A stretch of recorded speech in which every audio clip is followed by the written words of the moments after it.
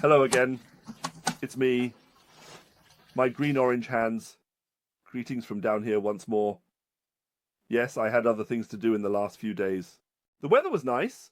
I felt inspired. I had to move new vehicles. And that's why I thought, well, the crew just has to wait. But things always move on somehow. Namely into 2001 with this.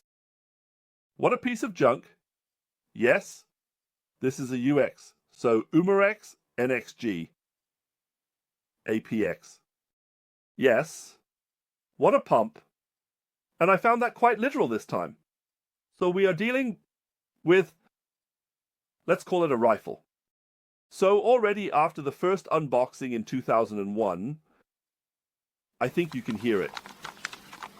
It's a plastic bomb.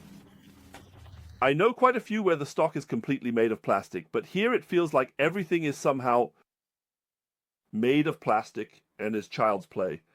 And I don't think I've held something like this since I was 6. That was already the first hint of wasted money. But it doesn't have to be fundamentally bad, so it doesn't matter. I'll first read the rifle calmly. Here we have BBS only. This is a loading flap where you can pour in many ball bearings. NXG, I'm guessing it stands for next generation, whatever that may mean. Warning. Extremely dangerous. Do not shoot at people with it, nor at cats, no Mingwans, and so on and so forth. USANA safety, no automatic safety. Believe. We'll try it out again shortly, but I believe it was not an automatic one. You can simply manually disengage it. And to re-engage it, you have to press a switch on the safety lever. So you have to disengage it with the back of your finger. That must feel great. Yes. In terms of optics, the rear part looks stylish, I must admit. At the back here, I would say it is non-slip rubber. It is also visually quite successful.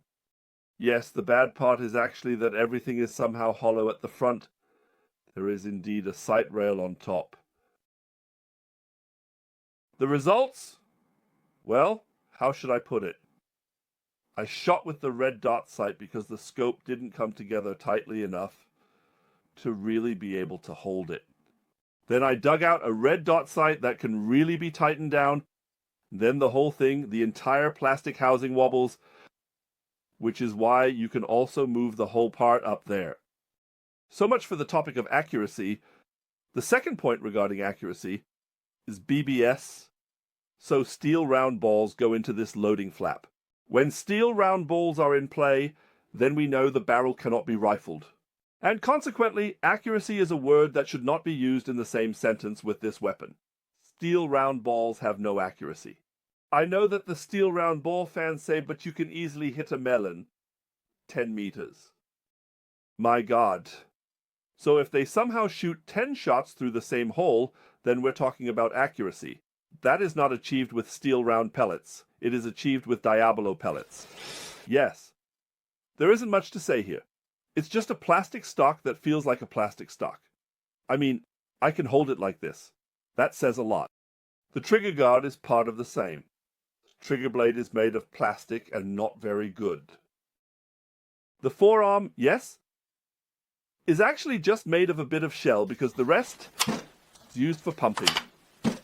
We'll get to that joyful experience shortly. Here at the front we have a notch and a rear sight, a so-called step sight, a subtype of spring sights, which is upside down. It comes like that from the factory, so it is probably intended that way. It's upside down. Normally they are turned this way. I mean, it works like this too, but normally a notch should also be undercut from this side and overcut so that nothing reflects. Well, we are talking about steel balls. Accuracy, what is that? It's probably irrelevant anyway. Then we have something here at the front. Well, an object we have here at the front. As always, I hold the good piece in front of the camera under your nose and point it out every time. I don't do this with real people. I only do it with cameras. You are only there virtually and get a coronary artery. Cataract. We have glowing bead, but no glowing notch. The notch is 1. So it's not a rectangular notch and not a proper U notch, but a rounded rectangular notch. I don't know. The grain is also not a real grain, but a rounded rectangular grain. Here we have a very simple slider. You can cock it with some effort, which is necessary. It is automatic. I unfortunately have to correct myself. The safety is automatic. So that's one more nuisance. Yes, and it doesn't fire because there is no pressure on it. At this point, you can usually load Diabolo pellets, which I have also done. I have loaded many Diabolo pellets in there individually. Yes, but unfortunately that doesn't help at all because smooth barrel, Diabolo, no spin. So the Diabolo arrives somehow, maybe sideways or backwards, and makes detours along the way. So, like this, and now you can pump. 1, and 2 and 3, and you can already shoot. 4 and 5 and 6 and 7 and 8 and 1,000 and 9 and 10. So, and now, make pitch. Yes, I don't know. I'll first grab some numbers because I think that's important for this pumping. I thought, well, I'll do it like this. How many joules do you get from pumping once and how much after pumping twice and so on and so forth? 1,000? Got it. Yes, missed some message here on this thing. What's new? Oh no, we've installed another unsolicited update on this software. One shouldn't be surprised nowadays. Do I have the right rifle here? It's not stated there. I always find it great that it's not there. Which rifle did I choose? Selected profile, that's a different one. So, select profile. I think I started here with either APX or NXG. APX? There we have it. So, show me? No. The count? Come on, we're not nobility, so we don't need a count. Yes, there are many, many. I took many, many shots. That's why my arm hurts so much. Yes, as I said, the theory was I pump once, twice, 3 times, that was everything. I'm just reading here, about 3.6, 3.7 joules.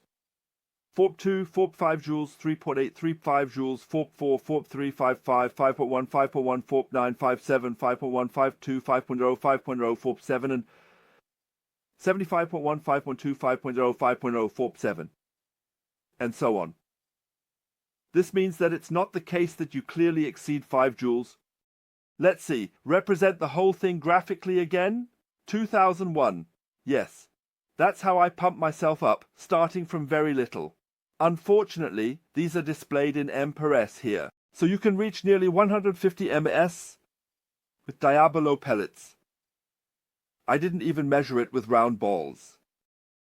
The more you pump, of course, but I can still remember this whole pumping process it doesn't stop after pumping 10 times. So you can somehow pump 3 times and then the pellet somehow reaches back there. You can pump 5 times, 6 times, then you have almost reached the maximum performance. Even pumping 10 times achieves even more maximum performance. But I have also pumped 15, 16, 17 times and it was still more than 10 times pumping, but you clearly reach a limit beyond 5 joules. After that, not much changes. What kind of steel ball is normal for a plinker?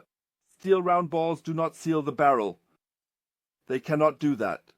They must be undersized, otherwise they would immediately jam in the barrel as soon as there is any small irregularity.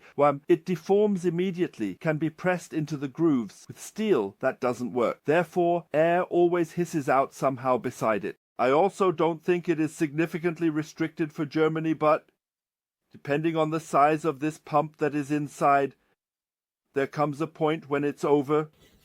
You simply can't fit more air in. It is compressed together, but the compressed air is in the storage ratio.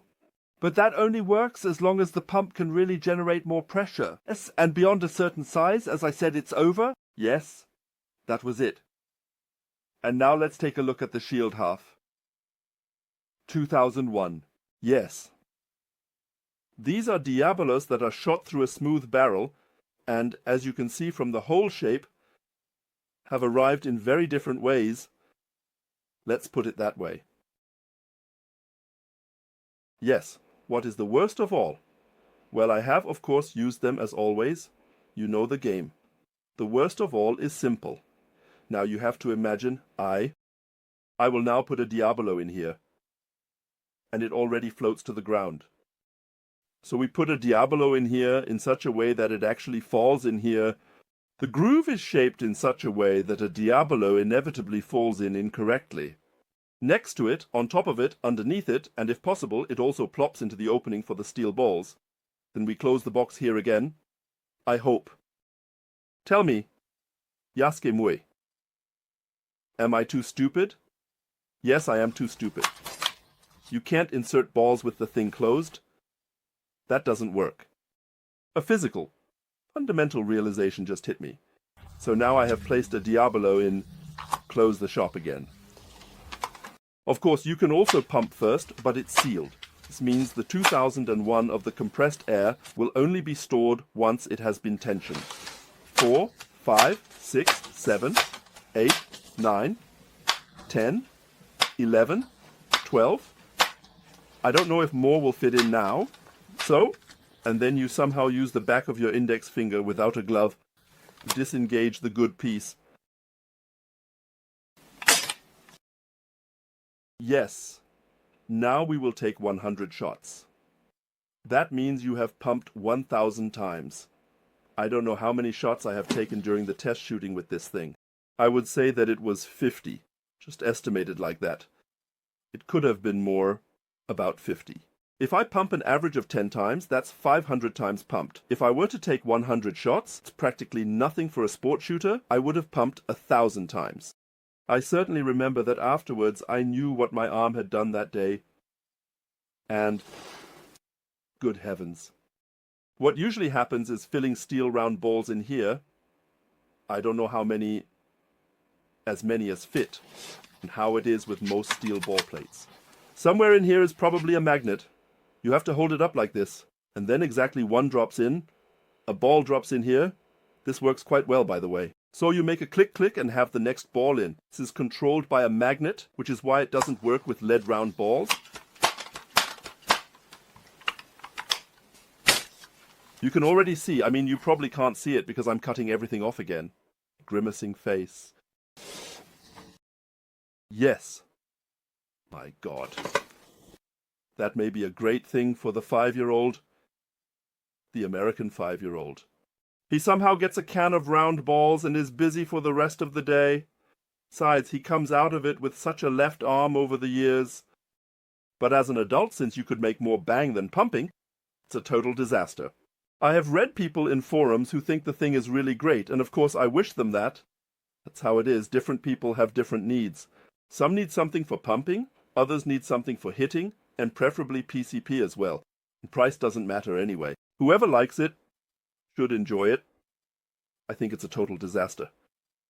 I find the thing unacceptable. I regret every euro.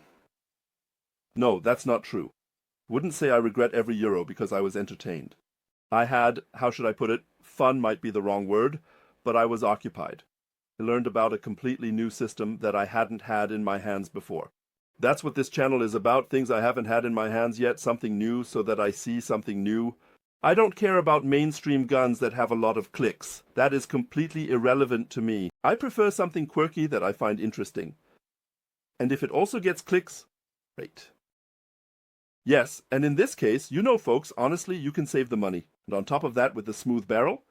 So, oh God, what is that? Yes, 2001. Hopefully that's a clear statement about what I think of the good piece. Is there anything else to say about it? Mentioned muzzle energy, so beyond 5 it gets difficult. So you can certainly pump it a bit higher, but heating it won't work either, because if the size of the piston naturally defines the maximum, there isn't much to do.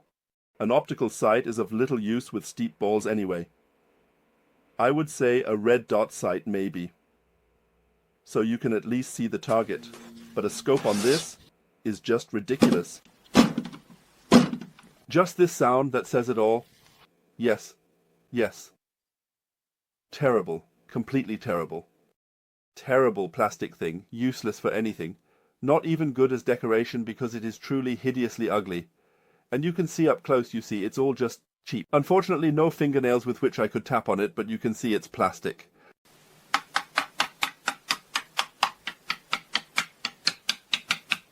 Even what I thought was rubber is plastic.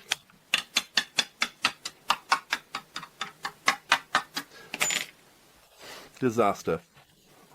To quote a famous TV mechanic. I don't think I have much more bad to say right now. I thank you for listening again. You need to develop a bit of patience lately. As I said, I am currently dealing a lot with vehicles and having a lot of fun with them. You don't get much from that. I know, I see the view counts, right? So if I'm just messing around with some device and no one cares, then that's how it is. The main thing is that I'm having fun, right? Let's not forget that the most important thing about this channel is that I still have enough tools that haven't made it here yet. Speaking of tools, the slide hammer has really taken off like a bomb. If I had known that you were interested in slide hammers, I would have made a video about it a long time ago. Well, soon I'll get a regular hammer and make a mallet out of it. And as a counterpart, maybe a carpenter's hammer or something like that. Works without electricity, no USB port attached, all clear, no batteries, nothing at all. You don't need a permit for a hammer. It's amazing. Although one could develop enormous joules of energy when striking. Yes, just imagine. At the moment, a slingshot is still free because one cannot store mechanical energy. Just imagine someone comes up with the idea that mechanical energy could somehow be relevant even when not stored. Then a hammer would suddenly be a weapon. Hammers would then only be allowed to be transported in closed containers, and because they develop more than 7.5 joules, one would need a weapon permit for that. I don't want to shout it out. We have red-green. Anything is possible. Absolutely anything is possible. So, that was it for real. Thanks for watching, says the man you sent with the strange stocks, who always pretends to come from Schleswig-Holstein and bangs on devices whether they deserve it or not. And he is all alone in front of the camera, and Merkenmutz, with a touchscreen. Isn't that great?